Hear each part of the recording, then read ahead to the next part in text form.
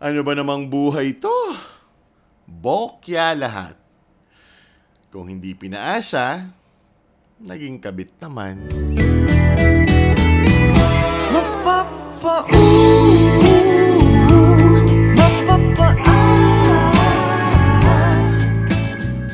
Magandang araw sa iyo, Dan, at sa lahat ng nanonood ng programa mo. Gaya ng marami, isa rin ako sa laging nag-aabang sa mga bagong episode na ina-upload nyo dito sa YouTube. Kaya nga, nagkalakas ako ng loob na sumulat. Tawagin mo na lamang po ako sa pangalang April. Masasabi kong sobrang malas ko talaga sa pag-ibig. Hindi ko na mabilang kung ilang beses na akong umiyak at napaasa ng mga lalaki. Grade 8 ako nung una ako magka-crush sa SSG president ng school namin, si Carl Zien. Para sa akin, siya ang pinaka-pogi sa school namin. Bukod kasi sa pogi at maamo niya mukha ay matalino rin siya. Popular siya sa mga girls noon, lalo na nung nanalo siya sa intramural pageant. Supremo pa nga ang tawag sa kanya. Madalas ko siyang kulitin sa mga chat noon kahit na hindi naman niya ako pinapansin. Nagre-reply pero mahaba na ata yung 10 words kung mag-reply. I am very out of his league, Dan. Kaya naman, after ko mag-transfer sa ibang school nung grade 9, tinigilan ko na siya. Noon namang grade 9 ako, naglaylo ako kasi bago sa akin yung environment. Hilig ko noon ang sumayaw, Dan, lalo na ng mga K-pop song. Kaya naman nung nagkaroon ng chance, nag-audition ako ng sayaw at kanta ng BTS ang sinayaw ko noon. Nakapalda pa nga ako noon eh. Yun kasi yung uniform namin. Pero ang angas kong gumalaw. Parang tomboy. Marami ang nag-cheer sa akin noon, Dan. At isa na doon, si Cyrus. Senior ko si Cyrus, Dan. Mahilig siya sa K-pop, lalo na sa grupong Twice. Kaya naman, click kami kagad. Madalas kami mag-usap tungkol sa mga bagay-bagay. Maski nonsense ay nabibigyan namin ng kahulugan. Madalas ding mag-debate kami sa chats tungkol sa politics, social issues, at kung ano-ano pa. Maingay kami sa chat, pero sa real life, hindi kami nagpapansinan. Nahihiya kasi ako, Dan. Hindi naman niya ako kinakausap, kaya nakautingin lang din ako sa kanya kapag napapadaan ako sa room niya. Hi, hello. Yun lang ang nagiging batian namin noon, Dan. Ganon pa man, hindi ko napigilan ang puso ko na mahulog at ma-attach sa kanya. Nagbibigay na ako noon sa kanya ng signs na gusto ko siya pero parang hindi effective. One day, nagising na lang ako na may jowa na pala siya. Grabe. Akala ko MU kami. Nagmukha lang pala akong tanga at uto-uto. Umasa lang pala ako. Nakita ko yung girlfriend niya nung nagkaroon ng party ang school. Nakita ko yung pagkakaiba naming dalawa. Medyo matangkad sa akin yung girl. Payat, mahaba ang buhok, mahinhin, maganda din naman. Ekis ang April nyo sa unang pagkakataon. Nung nag-senior high naman ako, lumipat ako ng ibang school. Dito ko naman nakilala si Earl. Pogi, matangkad, musikero, at matalino si Earl. Iba ang tama ko kay Earl. As in, hulog na hulog ako sa kanya noon. Paano ba naman, Dan? Lagi siyang nakatitig sa akin, tapos paminsan-minsan, hinahawakan pa yung buhok ko at kumakanta ng mga love songs habang nakatitig sa akin. Madalas niya ring hawakan ng kamay ko at ihag ako. Sa mga titig niya na yon, dun ako natunaw, Dan. Walang kami, pero parang merong something. Gentleman din naman si Earl dahil inaalalayan niya ako sa lahat. Pinapakopya tuwing may exam. At kahit sa mga co-curricular activities, ang hindi ko makakalimutan ay yung tinuruan niya ako kung paano tumugtog ng piano. Hawak niya noon ang kamay ko. habang pinapatugtog naming dalawa yung piano. Hindi ako makapag-focus at tanging kabog lang ng dibdib ko ang naririnig ko. Bumagsak ako sa activity naming yon. Pero pumasa naman si Earl sa puso ko. Kilig to the bones. Tumatambling lagi ang puso ko sa tuwing nakikita ko si Earl. Awalo din misteryoso, di pa rin mabasa ang iyong tunay na motibo. Ibang pinapakita, taliwas sa iyong salita, pero ayokong magduda, baka lang sa simula. Maghihintay na lang na ika'y dumaan, sana ay maibsan ang aking pangungulila. Trapped in this fairy tale, but I don't wanna wake up in this dream, baby. Ayokong umasa sa paniniwala. May pag-asa nga ba na baka ang puso ko'y mapabigyan? Mahiwagang salamin, kailan ba niya aaminin kanyang tunay na pagtingin? Mahiwagang salamin, ano bang dapat gawin? Bakit ang puso'y napipitin? Salamin, salamin sa dingding, nasa ng pag-ibig. Salamin, salamin sa dingding, pwede mo ba sabihin? Salamin, salamin sa dingding, nasa ng pag-ibig. Salamin, salamin, kailan niyo ba ako papansinin? Ayokong Ang kaso lang, katulad ni Cyrus, nagkaroon din ng girlfriend si Earl. Taga kabilang section. Nagulat nga ako Dan kasi akala ko na naman MU kami. Kitang-kita din ng mga kaibigan ko kung ano yung mga galawan sa akin noon ni Earl. Mga titig, haplos, at kanta. Ay nako, bokya na naman ako Dan. Ang lalaking akala ko gusto rin ako, may gusto palang iba. Nakikita ko yung girlfriend ni Earl sa corridor ng school noon. Mas chubby siya ng konti sa akin. Morena, kulot na kulot ang buhok. Magkasing tangkad lang kami. Kasamahan niya yun sa choir Kaya naman hindi na ako nagtaka. Sabi ng mga kaibigan ko, mas maganda raw ako dun. Lamang lang ng 5 paligo. Pero kahit na mas maganda raw ako, hindi pa rin ako yung pinili. Hindi ako yung pinanindigan. Ang tagal din bago ako naka-move on kay Earl Dan. After graduation ay umamin ako sa kanya na crush ko siya.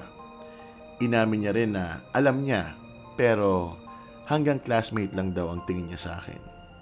Masakit, pero tinanggap ko at nag-move on ako Dan.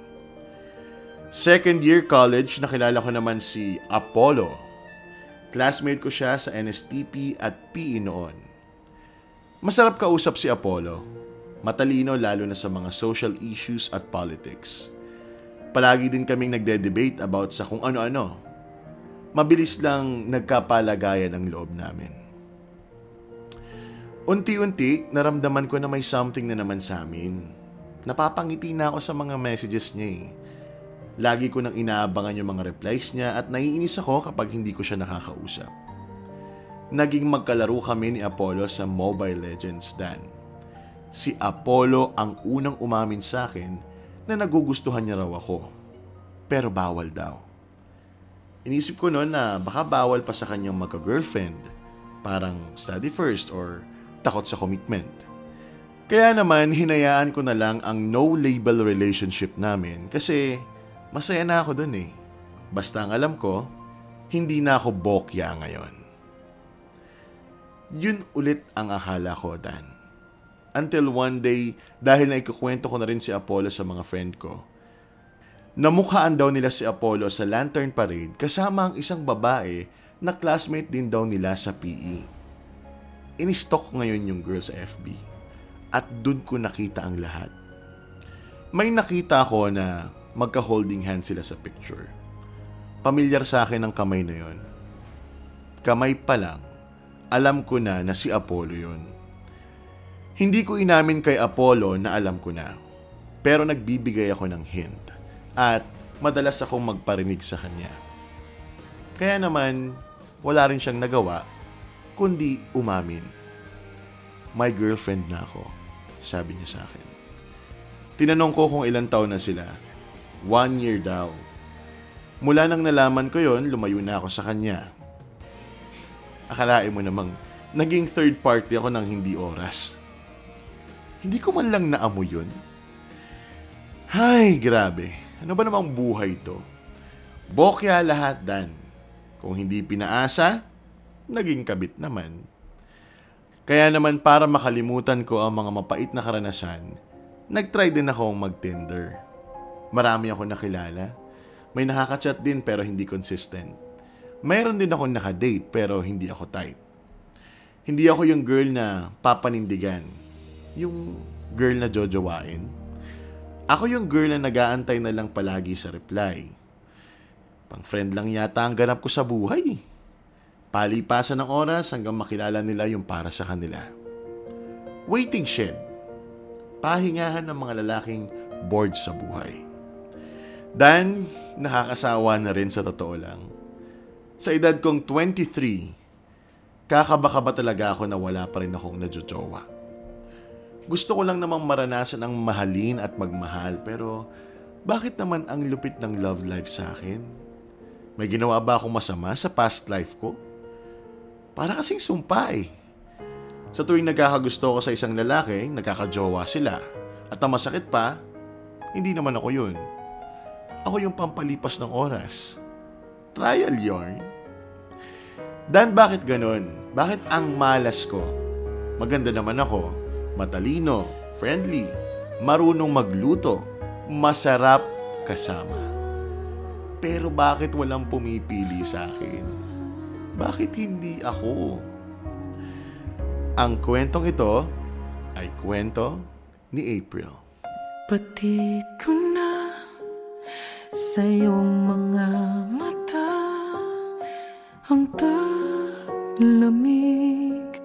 init ay nawaglit. Marahil nga dito magwawagas ang mga taong nilaan lamang sa'yo.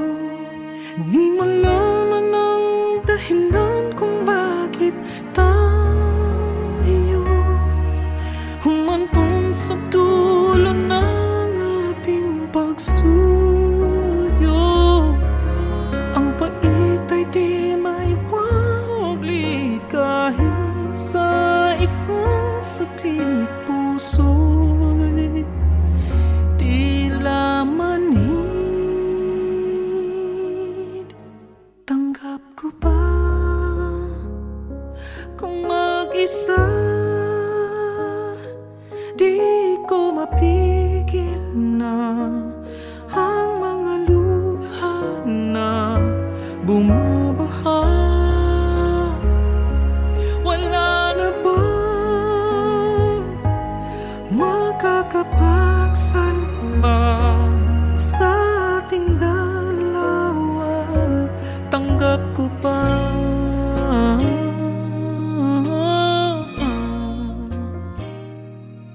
April, nako, maraming salamat sa pag-share mo ng iyong kwento dito sa Love Letters, kwento mo kay Dan. And, alam mo, sa lahat ng sinabi mo dun sa story mo, ang pinaka nagulat ako is 23 years old ka pa lang pala. So parang nadadala na ako nung una na parang kawawa naman si April. Lagi na lang siyang bokya, lagi na lang siyang iniiwan ng mga nagugustuhan niya. And then nung sinabi mong 23 years old ka pa lang, hindi ka kawawa. Marami ka pang time sa mundong ito. Marami pang mangyayari sa buhay mo, no? Lalo na pagdating sa pag-ibig. And wag mong sabihin na ang malas-malas mo. Wag mong sabihin na parang, bakit naman ganito ang buhay ko? Because words are powerful, no? Pag sinasabi mo yan, and kahit hindi mo intention na maganda malas-malas talaga ang buhay mo, sinasabi mo lang yung nangyayari ngayon, it may affect your life, no? Kasi nga, di ba, naniniwala tayo dun sa manifestation. I don't know kung naniniwala ka dun. Ako naniniwala ako dun na kung anong sinasabi mo sa universe, ibabalik sa iyo ng universe. Kaya pag sinabi mong, ang malas-malas ko naman, bokya ako palagi, lagi na lang akong iniiwan. Might as well, yun din talaga yung mangyari sa'yo sa mga susunod pang ganap mo sa buhay. Pero, kapag binago mo ng konti yung mga lumalabas sa bibig mo or sa isip mo, no, na halimbawa, yun nga, hindi ka gusto, okay lang, mayroon namang mas pogi dyan. Okay lang, mayroon namang, alam mo yun, yung mga ganong instances, baka magbago yung fate mo, no? Lalo na pagdating sa love life. Kasi, love life-centric tong kwento mo, sinasabi mo sa akin yung lahat ng mga nagustuhan mo pero hindi ka naman nagustuhan, or akala mo nagkakagustuhan na kayo pero meron naman pala silang ibang nagugustuhan. So, doon tayo mag-start, April, no? Sa perspective mo sa buhay, no?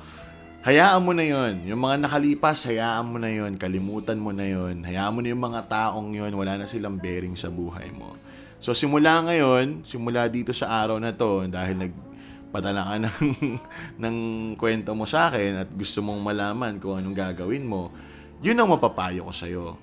Simula ngayon, gawin mong mas positive yung perspective mo sa buhay. So, yun lang, April, no? And then, again, 23 years old, sobrang bagets ka pa. Baka nga ma-realize mo na hindi naman talaga love yung gusto mong i-prioritize sa buhay mo. Baka gusto mong, baka may gusto ka palang i-explore na career, mayroon kang gustong marating na lugar at doon doon ka makipag-date or what. Diba? So, ang dami pang possibilities. Pero, yun lang ang gusto kong sabihin sa'yo. And, balikan mo ko kung anong naging effect nun sa'yo. And, again, hindi ka malas, walang problema sa'yo, April. Hindi ikaw yung mali, okay? Walang mali sa pagiging ikaw. Sadya lamang na hindi sila yung para sa'yo. Kaya, yan ang tatandaan mo. Alright?